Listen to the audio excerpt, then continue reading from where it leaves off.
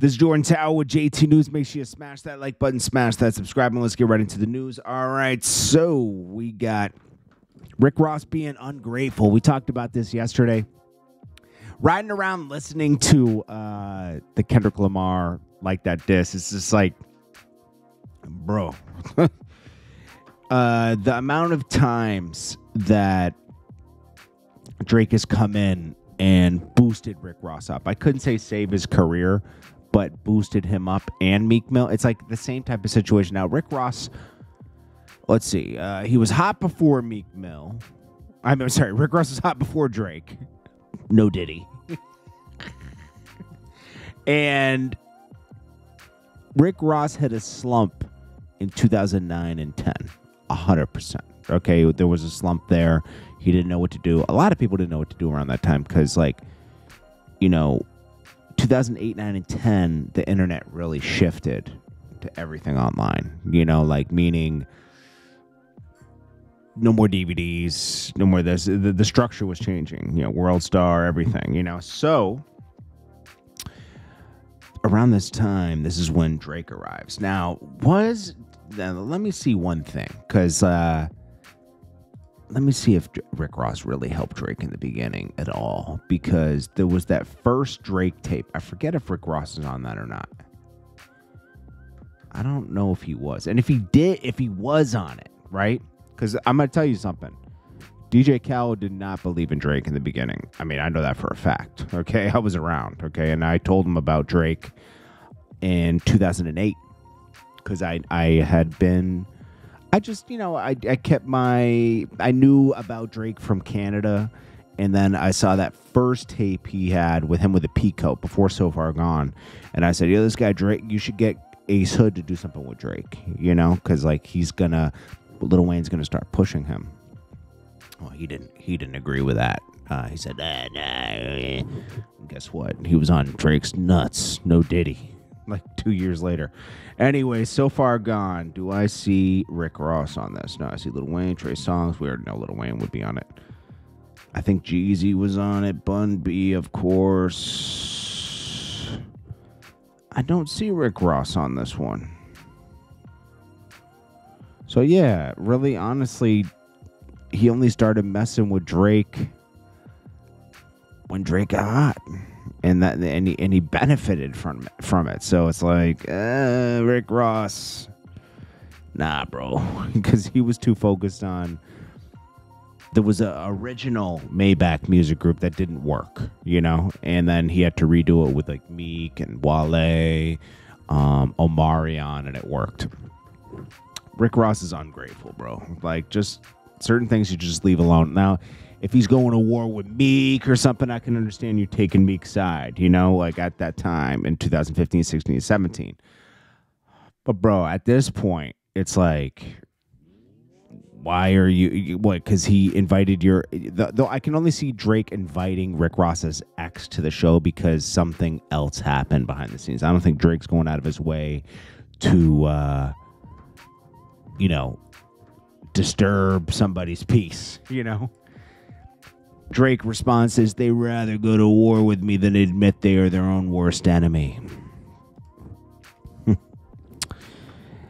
Mano is dropping more music, and he says, at this point, you really need something from the heart. Let's give you a piece of... Bro, I can't believe in Mano at all ever since he admitted to taking Troy Ave's chain and keeping it in the club. That was the lamest thing ever. It took everything real you have ever stood for. And really, honestly, bro, like, the music isn't all that. Like, it was good for, like, a few years. Like, he's a DVD artist that got a shot with Hot Hater and the song with T-Pain. Then it was a wrap, bro. Now he's Angela Yee's co-host. That's what you are now. And congrats on that. Because you could have some longevity at the radio up there. Al B. Shore tells his son Quincy, come home. Pops loves you. You're safe over here. Because, you know, if you know, Quincy's like the adopted son of Diddy because, you know, they share the same baby mom. So, you know, it's like, he took him in. Sources close to Kanye say he declined Diddy's request to speak with him one-on-one at Rolling Loud Festival. Kanye had no interest. I don't blame him. Diddy's been trying to keep him in line for years. He thinks Diddy's a handler. Probably is. All the hidden cameras found in every room at Diddy's homes. This is, national news now. He used to, document everything. And I might tell you, Diddy was one of the first artists I ever seen documenting every part of his life, for real. Not just for a DVD or anything, just documenting it. He had a camera guy with him for 2006 on, documenting everything. He has a lot of tapes he never just put out. But these are not good tapes. And he probably kept these tapes. These are his trophies. He also had tapes of Cassie smashing other guys. He gets off on weird things. Now, 50 Cent has offered top dollar for these tapes. He wants them. All right, this is one of Diddy's backup singers. She speaks. Everyone's speaking out. I guess they feel safe, So they're speaking out. What does she say? I forget what she said right here. Obviously nothing good, right? Horrific stories, traumatizing that. Oh, she'll never tell? No, you better tell him. Oh, yeah. We all have stories. Seriously, we all have stories. Mine is horrific, and only 5 people know it. And I probably will never tell it. But since then, I've been like, yep. And I also am very intimately aware that you tell your truth and you become victimized over and over and over and over and over and over. And mind you, I then interviewed him many times. I have a lot of stories, y'all. I've been in Hollywood for 25 years, maybe longer, 30. I got a lot of stories. Unfortunately, maybe I'll write a book one day, but it just is so traumatizing that women just want to live every day and feel safe. And when we revisit, we live in a state of victimhood, and nobody wants to live there. I'm going to tell you something, man. Don't say anything if you're not willing to share, Don't come out and say, I got stories, but I'll take them to my grave. Maybe I'll write a book one day. It's no, you were looking for attention. I don't believe her. Now, this woman I do believe. This is the woman that was shot in the nightclub that involved Shine and Diddy. She says Diddy was the one who did it, not Shine. And Shine did 10 years. I also believe a lot of this stuff is probably karma catching up with Diddy. Yeah, and you have said since really right after the shooting that it was P. Diddy who shot you. I think you even said it to the doctor that night, right? I said it immediately. I literally watched them pull out the guns. I've had a clear point of view. For God's sake, I got shot in my nose.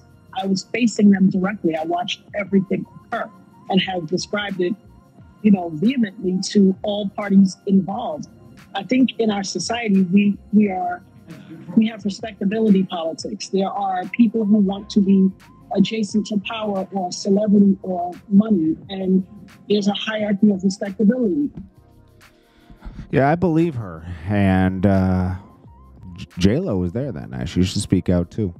A lot more people should speak out about that because Shine did 10 years. Bro. Moving on from this. Mariah the Scientist. She got the beats last night. She came into the club. She threw hands. She missed. She fell on the floor. She got beat down. Then we got... Oh, I like this. This is one that was a positive note. So this is the guy where those girls were telling him he's not fresh. He was fresh. No Diddy. And he had the New Balances, everything. So he got an endorsement for LRG clothing, which is dope. Okay, he's getting an endorsement from a viral video. And hopefully New Balance deal comes next. That's dope. Anyways, this is Jordan Tower with JT News. I'll check you on the next one.